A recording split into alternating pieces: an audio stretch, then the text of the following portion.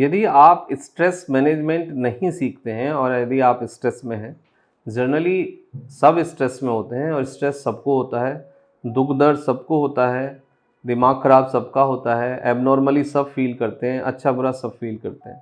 तो यदि आप स्ट्रेस में हैं तो स्ट्रेस मैनेजमेंट सीखिए। स्ट्रेस मैनेजमेंट सीखने से आपकी जो सेक्सुअल हेल्थ है वो इम्प्रूव होगी, आपकी फ़िज़िकल हेल्थ इम्प्रूव होगी, आपकी इमोशनल हेल्थ इम्प्रूव होगी और आपकी जो ओवरऑल हेल्थ है वो कोऑर्डिनेटेड होगी।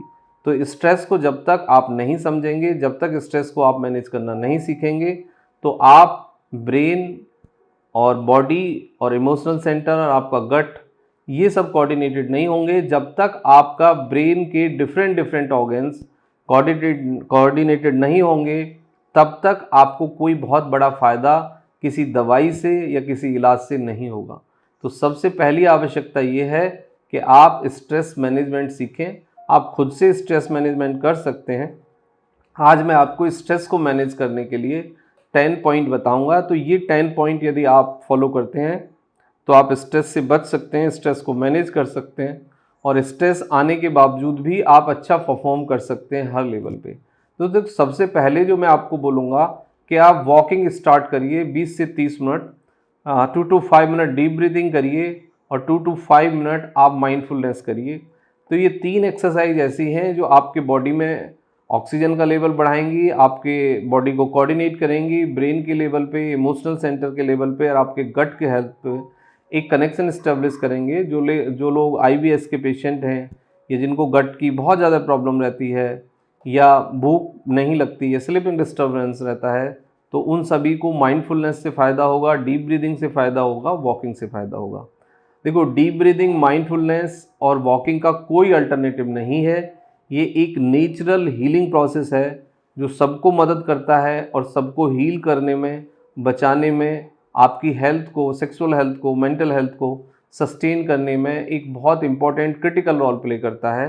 तो आप ये रेगुलरली आप स्टार्ट करें, इससे आपको बहुत बड़े फ़ायदे होंगे। प्रॉपर स्लीप, कोई भी इंसान हो, किसी भी स्थिति में हो, हर इंसान को on an average 7 hour sleep चाहिए, यानी 6 to 8 आवर्स का एक विंडो है। यानी आपकी जो स्लीप है वो लगभग 7 आवर होनी चाहिए मिनिमम। उससे कम स्लीप और स्लीप डिप्रिवेशन आपके दिमागी, शारीरिक और सेक्सुअल हेल्थ को डिटेरियोरेट करेगा और उससे आपको फ्यूचर में बहुत बड़ी प्रॉब्लम्स होंगे।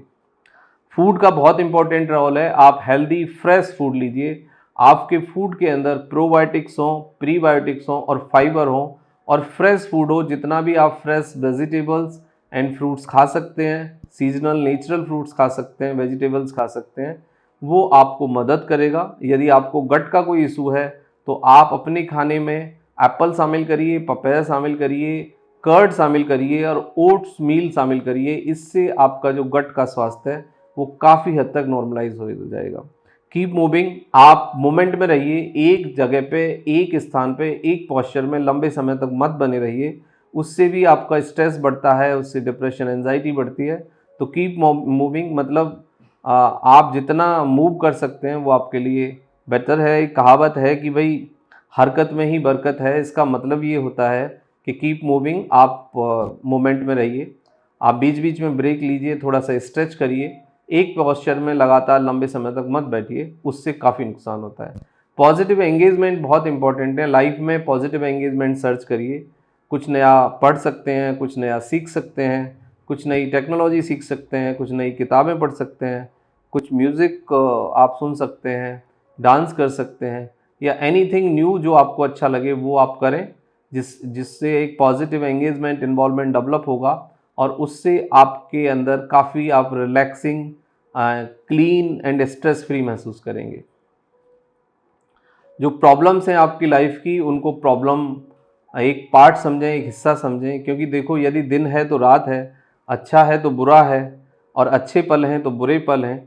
आपको अपने जीवन का हिस्सा मान के ही इनको जीना होगा।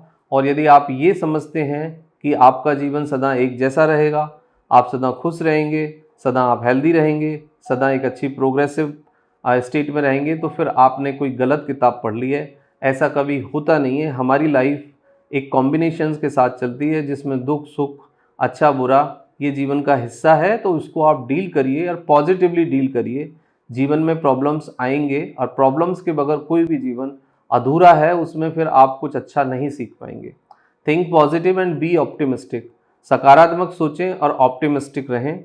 जिस नेचर ने, जिस भी सुप्रीम पावर ने आपको बनाया है, उसने आपको डिस्ट्रॉय करने के लिए या बीमार करने के लिए या परेशान करने के लिए नहीं बनाया है, but that is a exam of life. हमारे जीवन में सुख दुख, बीमारी, अच्छा बुरा, ये सब इसलिए आते हैं कि हम उनको डील करके बेटर बनते हैं, पॉलिश्ड होते हैं। तो ये एक बहुत इंपॉर्टेंट पार्ट है, क्योंकि आप यदि हीरो को भी देखें तो कोयला जो होता है वो उसको घिसने के बाद, रगड़ने के बाद एक हीरा बनता है। तो ये जो जर्नी है कोयले से हीरे की, ये एक ट्रांसफॉर्मेशन है जिसमें ये सब होगा, अच्छा बुरा, ये सब पार्ट है, ये हमारा पाथ है, ये जीवन का हिस्सा है। तो इसको पॉजिटिव लीजिए आप।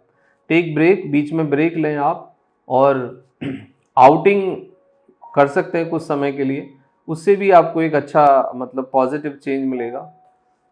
चेक योर ब्लड प्रेशर, आप अपना ब्लड प्रेशर चेक करिए, आप अपना शुगर लेवल चेक करिए, आप अपना विटामिन B12 चेक करिए, आप अपना विटामिन D चेक करिए।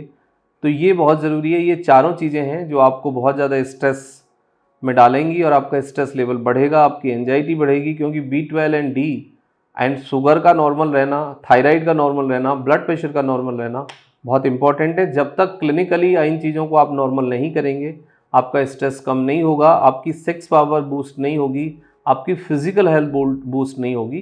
तो ये एक बहुत इंपॉर्टेंट पार्ट है। आई होप आपने मेरा पॉइंट अंडरस्टैंड किया होगा और आप इसको अपने जीवन में अप्लाई करोगे और स्ट्रेस को मैनेज करना सीखोगे। Thank you very much and take care yourself.